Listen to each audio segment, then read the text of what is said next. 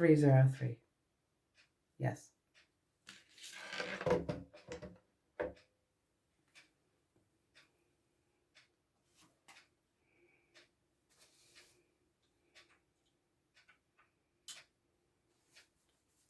Good evening. This is the SCP Foundation with your late night announcements coming to you from Site 17. I'm Researcher Well, and the following information is intended for Foundation employees only. Tonight we'll be covering SCP-303 The Doorman, Object Class Euclid.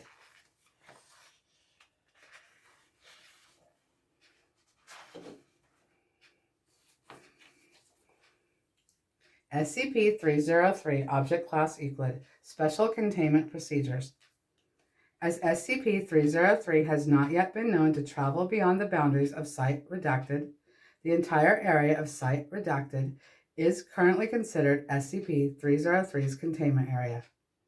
All rooms in Site Redacted are to be altered where possible so as to have two entrances separated by a distance of 10 meters or line of sight. Personnel are to be distributed evenly throughout the facility with available radio or intercom contact so that encounters may be resolved quickly. Personnel who witness SCP-303 are to be submitted for immediate psychiatric evaluation. All SCP objects housed at Site Redacted since before June 4, 2010 are to be transferred to Site Redacted-B, one at a time. Each SCP object will be transferred again to Site Redacted-A once it can be verified that SCP-303 has not migrated from Site Redacted with it. Once SCP-303 either migrates to Site Redacted-B or remains present at Site Redacted, once all SCPs in question have been transferred to Site Redacted-A, containment procedures will be updated as appropriate. Description. Witnesses describe SCP-303 as a nude, sexless, emaciated humanoid figure with reddish-brown skin. Instead of normal facial features, its head is dominated by an extremely large mouth, which bears a set of oversized human teeth. It continually vocalizes a wheezing noise, loud enough to be heard from the other side of most solid doors. All individuals who have had encounters with SCP-303 are capable of describing it in full, including individuals who have not physically seen any part of it. SCP-303 will periodically materialize behind any closed door, hatch, or other entryway barrier opposite a sentient observer, chosen by unknown means. SCP-303 will then remain behind the door for an indeterminate amount of time. Any individual attempting to open the door or barrier experiences intense, paralyzing fear that lasts until SCP-303 dematerializes either on its own or to avoid being seen directly by another observer. The source of this fear is not clear, but appears to be similar in nature to arachnophobia and ophidiophobia, originating on a pre-conscious genetic level. Data expunged analysis indicates that SCP-303 is not, in fact, purposely inducing fear in the affected individuals. SCP-303 does not allow itself to come into direct visual contact with any observer, and has never allowed any one individual to view more than 10% of its form. When the door or other entryway barrier is partially or completely transparent, SCP-303 will materialize in an orientation that leaves 10% or less of its body visible, or cause effects of fog or frost on the transparent surface to achieve the same effect. If SCP-303 is approached from a direction in which there is not a solid object or door breaking line of sight, it will dematerialize before direct visual contact is made. Any electronic or complex mechanical devices that SCP-303 encounters are temporarily disabled.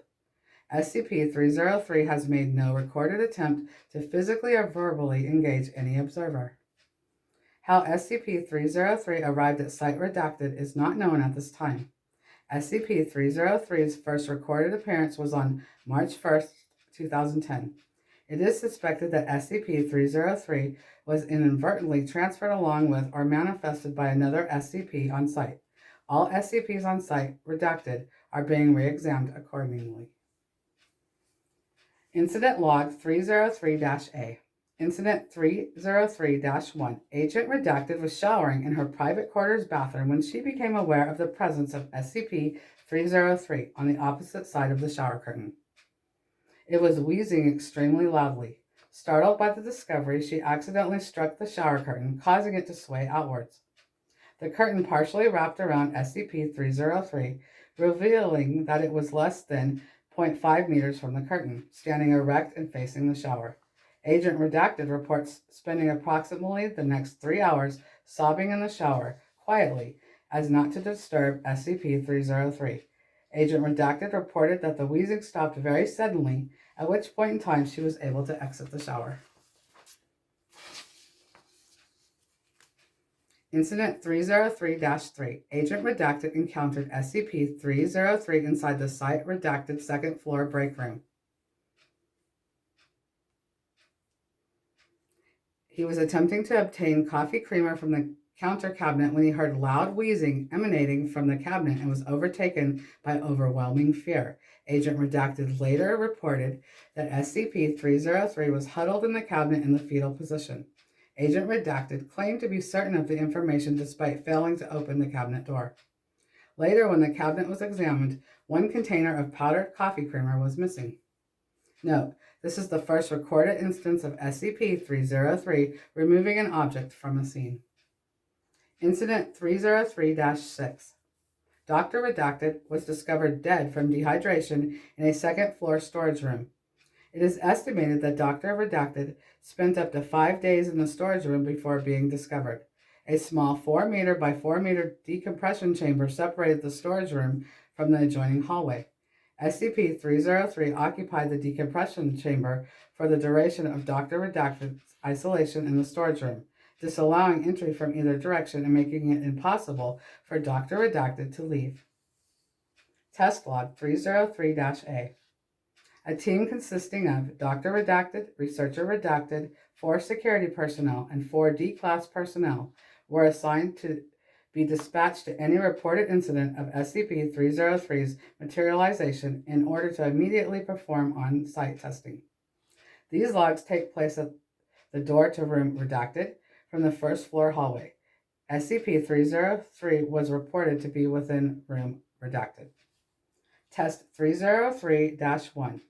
1. Male D-Class personnel D-303-1 was ordered to open the door and threatened that he would be transferred to SCP Redacted duty for non-compliance. He refused, citing extreme fear. Test 303-2. 1 male D-Class personnel D-303-1 was ordered to open the door and threatened that he would be terminated on the spot for non-compliance. He refused, claiming that if he were to do so, that SCP-303 would data expunged. He was terminated on the spot. Test 303-3. 1 female D-Class personnel D-303-2 that had witnessed the termination of D-303-1 was ordered to open the door and threatened that she would be terminated on the spot for non-compliance. She refused, claiming that if she opened the door, that SCP-303 would data expunged. Researcher Redacted was visibly shaken by this claim. D-303-2 was not terminated.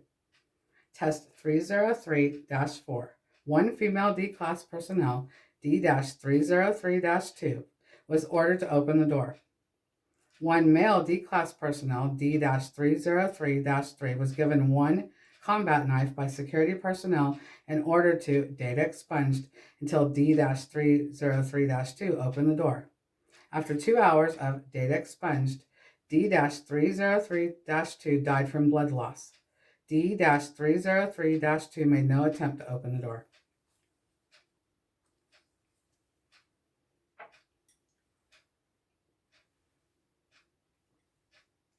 Addendum. May 1st, 2010. SCP-303 appears to have claimed the second floor storage room as its own.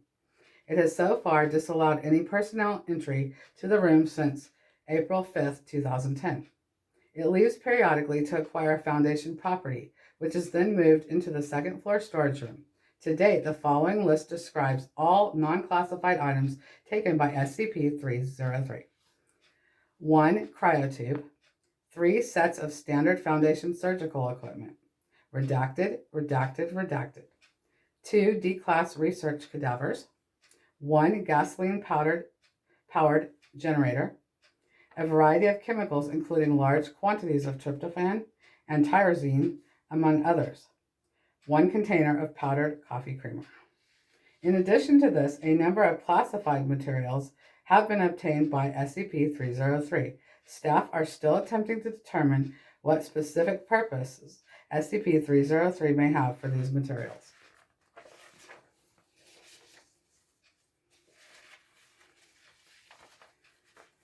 Okay, if you are assigned to SCP-303 and have proper clearance, most of the redacted information in tonight's announcements will be provided to you.